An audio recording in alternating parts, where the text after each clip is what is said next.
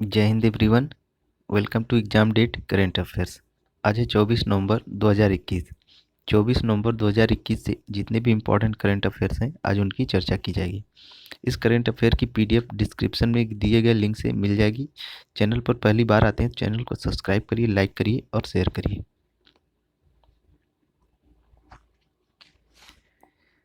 आज का पहला क्वेश्चन, किस राज्य ने अपनी 3 राजधानियों संबंधी कानून निरस्त करने के लिए विधेयक पारित किया है? तो इस प्रश्न का सही उत्तर होगा ऑप्शन सी, आंध्र प्रदेश। आंध्र प्रदेश ने विकेंद्रीकरण और सभी क्षेत्रों में समावेशी विकास अधिनियम को वापस लेने का फैसला किया है। 3 राजधानियों की स्थापना वाला कानून वर्ष 2020 में पारित किया गया था। इस अधिनियम 2020 के तहत आंध्र प्रदेश की 3 राजधानियां बनाई गई थी, जिनमें है विशाखापत्तनम कार्यकारी राजधानी थी, कुर्नूल न्यायिक राजधानी थी और अमरावती विधायी राजधानी थी। अब इसी को हटाने के लिए आंध्र प्रदेश सरकार ने विधेयक पारित किया है।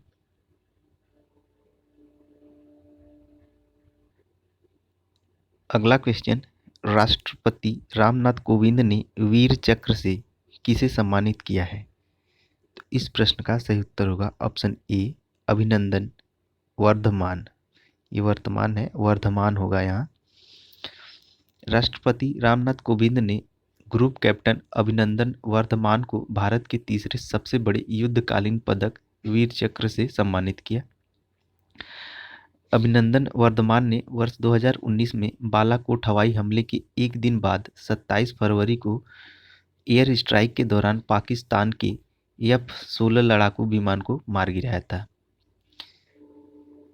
और इसी में राष्ट्रपति रामनाथ कोविंद ने मेजर विभूति शंकर ढौडियाल, नायक सूबेदार सोमवीर व मेजर महेश कुमार भूरे को शौर्य चक्र से भी सम्मानित किया है। इन तीनों को शौर्य चक्र दिया गया है।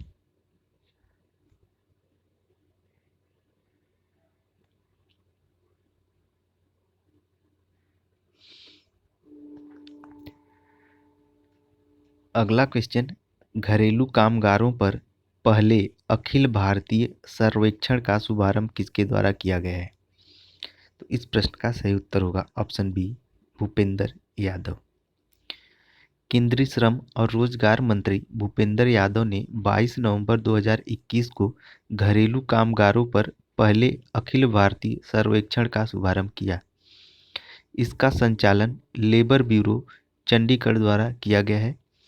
इस अवसर पर उन्होंने घरेलू कामगारों पर अखिल भारतीय सर्वेक्षण के लिए एक प्रश्नावली के साथ एक निर्देश पुस्तिका भी जारी की, जिसमें देश भर के 37 राज्यों, केंद्र शासित प्रदेशों और 742 जिलों को शामिल किया जाएगा।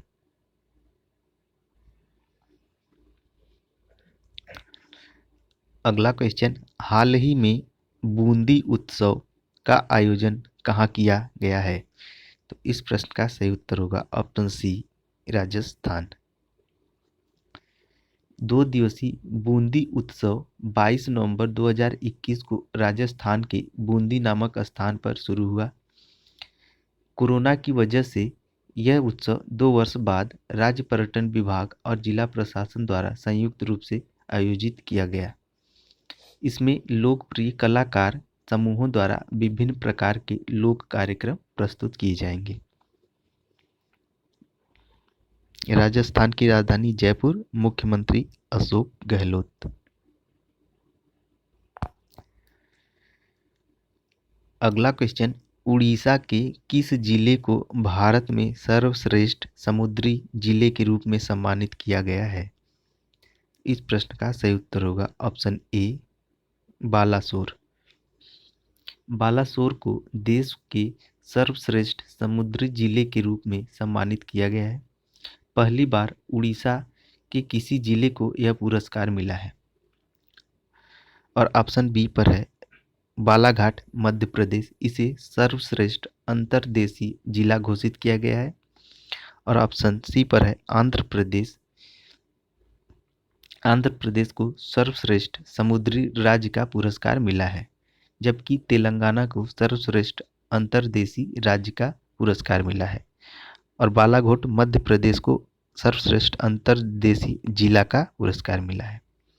इन पुरस्कारों का वितरण केंद्रीय मत्स्य पालन, पशुपालन और डेयरी मंत्री पुरुषोत्तम रूपाला के द्वारा किया गया और 21 नवंबर 2021 को विश्व मत्स्य दिवस था। इसी अवसर पर इन पुरस्कारों का वितरण किया गया। अगला question, Asia Corporate Excellence and sustainability 2021 में सामुदायिक सहयोग पुरस्कार किस पेट्रोलियम कंपनी ने जीता है? इस प्रश्न का सही उत्तर होगा option B, Indian Oil. Indian Oil Corporation Limited को Asia Corporate Excellence and Sustainability Award 2021 के तहत सामुदायिक सहयोग पुरस्कार से सम्मानित किया गया है। इसका आयोजन मलेशिया के द्वारा किया गया था। फॉर्च्यून ग्लोबल 500 लिस्टिंग में इंडियन ऑयल दुनिया के सबसे बड़े निगमों में से 212वें स्थान पर है। इंडियन ऑयल की स्थापना 1959 में हुई थी। इंडियन ऑयल कॉरपोरेशन भारत की सबसे बड़ी एकीकृत व विविध ऊर्जा कंपनी है। अगला क्वेश्चन, हाल ही में किस प्रसिद्ध पंजाबी गायिका का निधन हो गया है? तो इस प्रश्न का सही उत्तर होगा ऑप्शन ए, गुरमीत बावा। ये जो पिक्चर में दिखाई दे रही हैं यही है गुरमीत बावा और इन्हीं का हाल ही में निधन हो गया है। ये प्रसिद्ध पंजाबी लोक गायिका थी। अपने करियर के दौरान उन्हें पंजाब सरकार द्वारा राज्य पुरस्कार, पंजाब नाटक अकादमी द्वारा संगीत पुरस्कार, मध्य प्रदेश सरकार द्वारा राष्ट्रीय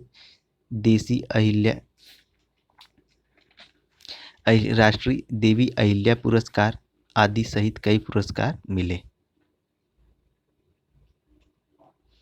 क्वेश्चन, एटीपी फाइनल्स का खिताब किसने जीता है? तो इस प्रश्न का सही उत्तर होगा ऑप्शन ए, अलेक्जेंडर जेवरेव। अलेक्जेंडर जेवरेव ने एटीपी फाइनल्स का खिताब जीत लिया है और ये जर्मनी के रहने वाले टेनिस खिलाड़ी हैं। डेनियल मेदवेदेव ये सेकेंड नंबर पर हैं। इन्हीं को हराकर अलेक्जेंडर जेवरेव ने एटीपी फाइनल्स का खिताब जीता। एटीपी का पूरा नाम association of tennis professional, association of tennis professionals.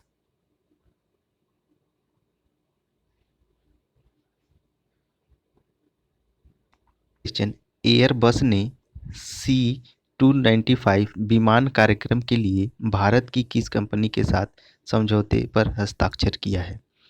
तो इस प्रश्न का सही उत्तर होगा option B, BEL. Bharat Electronics Limited. Bharat Electronics Limited ने एयरबस के साथ यह समझौता किया है। एयरबस ने भारत सरकार के C295 विमान कार्यक्रम के लिए यह समझौता किया है। इसे रडार वार्निंग रिसीवर RWR और missile approach warning system MAWS के निर्माण और आपूर्ति के लिए साइन किया गया है। यह अनुबंध मेक इन इंडिया नीति के अनुरूप है और भारत इलेक्ट्रॉनिक्स लिमिटेड को अब तक प्राप्त सबसे बड़ा निर्यात है। अगला क्वेश्चन, मध्य प्रदेश में इंदौर के पाताल पानी रेलवे स्टेशन का नाम बदलकर क्या रखा जाएगा? तो इस प्रश्न का सही उत्तर होगा option A, Tantya Mama railway station. Madhya Pradesh के मुख्यमंत्री शिवराज सिंह चौहान ने इसकी घोषणा की है। इंदौर बस स्टैंड का नाम भी तांत्या मामा के नाम पर रखा जाएगा। तांत्या मामा भील जनजाति से संबंधित थे और इन्होंने 1878 से 1889 के बीच अंग्रेजों के विरुद्ध लड़ाई लड़ी थी। इन्हें भारत का रॉबिन हुड के नाम से भी जाना जाता है। रानी कमलापति स्टेशन हाल ही में भारत के सबसे विश्व स्तरीय आधुनिक रेलवे स्टेशन हबीबगंज का नाम बदलकर रानी कमलापति स्टेशन किया गया है, जिसका हाल ही में प्रधानमंत्री मोदी ने अनावरण किया है। अगला क्वेश्चन, बच्चों के लिए भारत की पहली वर्चुअल साइंस लैब का उद्घाटन किसने किया है? तो इस प्रश्न का सही उत्तर होगा option C, doctor Jitendra Singh. केंद्रीय विज्ञान और प्रौद्योगिकी मंत्री डॉक्टर जितेंद्र सिंह ने 22 नवंबर 2021 को CSIR जिज्ञासा कार्यक्रम के तहत बच्चों के लिए भारत की पहली वर्चुअल साइंस लैब का शुभारंभ किया। यह छात्रों को देश भर के वैज्ञानिकों से जोड़ेगा। यह स्कूली छात्रों के लिए प्रयोगशाला अनुसंधान के साथ कक्षा में अधिगम की सुविधा प्रदान करेगा। यह कक्षा 6वीं से लेकर 12वीं के छात्रों के लिए लॉन्च की गई है। इसी के साथ डॉक्टर जितेंद्र सिंह ने 22 नवंबर 2021 को 5 दिवसीय प्रौद्योगिकी सम्मेलन का उद्घाटन भी किया।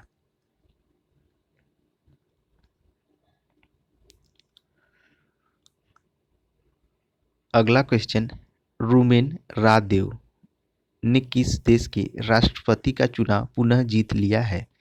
तो इस प्रश्न का सही उत्तर होगा ऑप्शन ए, बुल्गारिया।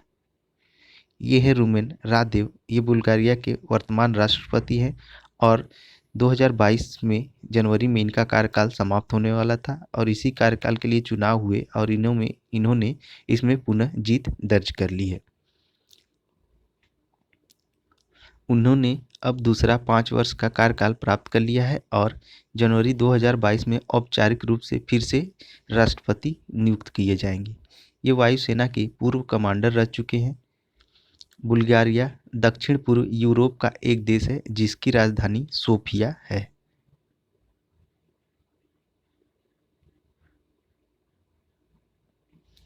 आज के जितने भी करंट अफेयर हैं मोस्ट इम्पॉर्टेंट हैं। इस करंट अफेयर की PDF डिस्क्रिप्शन से मिल जाएगी। चैनल पर पहली बार आते हैं, चैनल को सब्सक्राइब, लाइक और शेयर जरूर करें।